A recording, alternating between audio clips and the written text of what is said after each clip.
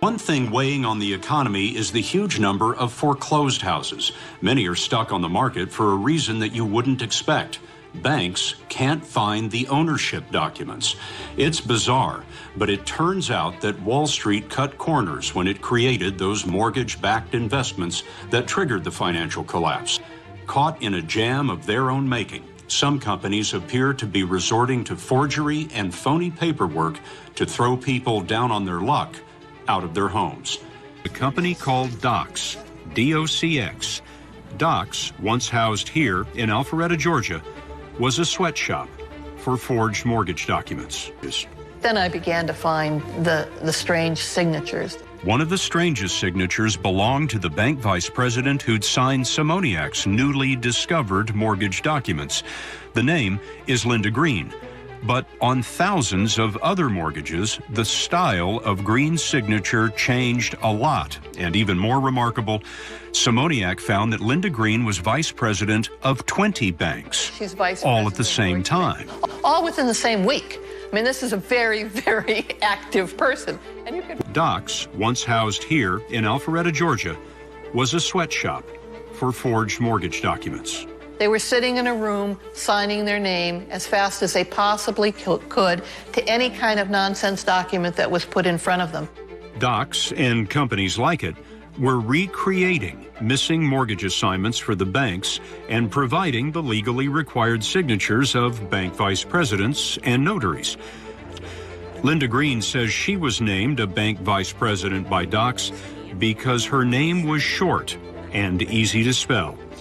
As demand exploded, DocX needed more Linda Greens. So you're Linda Green? Yes. Can't you tell? Chris Pendley worked at DocX at the same time and signed as Linda Green. When you came in to DocX on your first day, what did they tell you your job was going to be? That I was going to be signing documents for using someone else's name. Did you think there was something strange about that in the beginning? Yeah, it seemed a little strange, but they told us and they repeatedly told us that everything was above board and it was legal. And your previous experience in banking? None. In legal documents? None. There really were no requirements for the job. Correct. You had to be able to hold a pen. Hold a pen. But you were signing these documents as if you were an officer of the bank. Correct. How many banks were you vice president of in a given day? I would guess somewhere around 5 to 6. Experience in banking? None. In legal documents? None. There really were no requirements for the job. Correct. You had to be able to hold a pen. Hold a pen. But you were signing these documents as if you were an officer of the bank. Correct. How many banks were you vice president of in a given day? I would guess somewhere around 5 to 6. What were you getting paid for this? I'm embarrassed to say. $10 an hour. $10 an hour, that's not much for a guy who's vice president of 5 banks. Yeah, I was very underpaid for my status in the companies. Pendley showed us how he signed mortgage documents as Linda Green. He told us that DocX employees had to sign at least $350 an hour. Pendley estimates that he alone did 4,000 a day.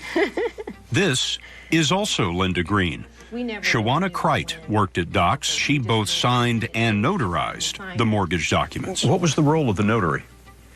We were to make sure that everyone on the document was who they said they were and notarized the documents. But the people who were signing the documents weren't who they said they were. Right.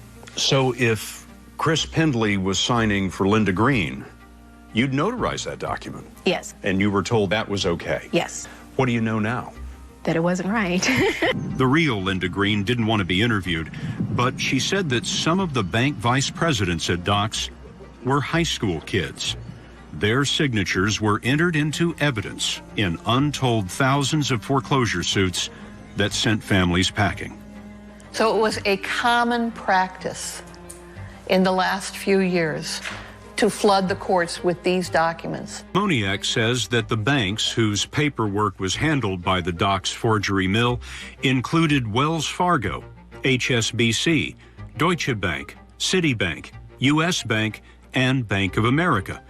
We contacted all of them, and each said that it farmed out its mortgage servicing work to other companies, and it was those mortgage servicing firms that hired DocX. DocX was owned by a company called LPS, a $2 billion.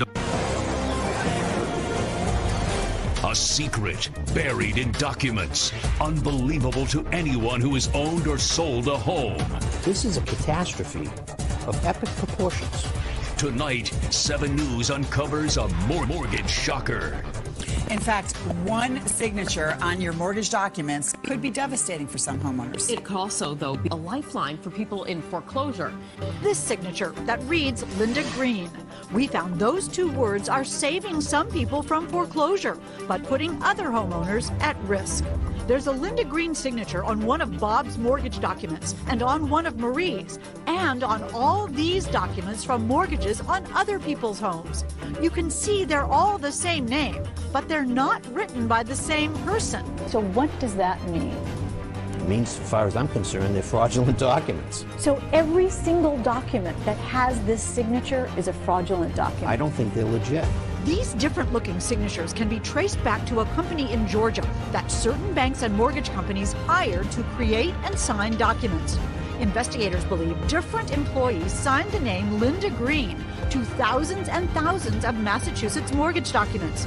So far, the Registry of Deeds for just part of Essex County has found 22 different versions of Linda Green signatures on paperwork from 33 different banks and mortgage companies.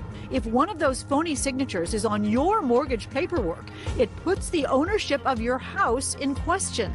This is a catastrophe of epic proportions. In Bob and Marie's cases, the suspicious signature gave their lawyers ammunition to fight their foreclosures. For Marie, the bank's now working out a new payment plan. In Bob's case, the bank backed down. But the same signatures saving some homes from foreclosure could be bad news for homeowners who always pay their mortgage. If you have a Linda Green signature hiding in your paperwork, that could spell trouble. They may not be able to sell their home, and they may not be able to refinance their home. And that is a major, major problem. I'm Congressman Alan Grayson, and I represent Central Florida, an area hard hit by the foreclosure fraud crisis. Foreclosure fraud can affect anyone, whether you have a mortgage, are paying on time, have income, or not. The average foreclosure hearing in a Florida court is only 90 seconds. Mistakes are common, and fraud is rampant. Obviously, the banks do not want to grapple with the consequences of trillions of dollars of securitized mortgages having no legal standing to foreclose. So they have simply created a system where servicers hire foreclosure mill whose business is to forge documents showing or purporting to show that they have a legal right to foreclose. And so-called robo-signers, people whose names appear on thousands of affidavits. These appear despite obvious forgeries and overt omissions, and in cases where these people admit that they had no knowledge of what they were signing. The system is so organized that there is a company called Lender Processing Services, which allegedly has created the means to systematize this fraud. Lawyers use the LPS system to request which affidavits and documents they need. LPS then has document mills, where they can magically make an authorized vice president of whoever you need and send you backdated signed documents saying that you have the right to foreclose. Here are some examples of signature forgeries used on documents filed with the courts. These are 4 clearly forged signatures of document mill employee Linda Green. Here are 6 signatures of Christina Wang. And here are 3 obvious forgeries of Tawana Thomas.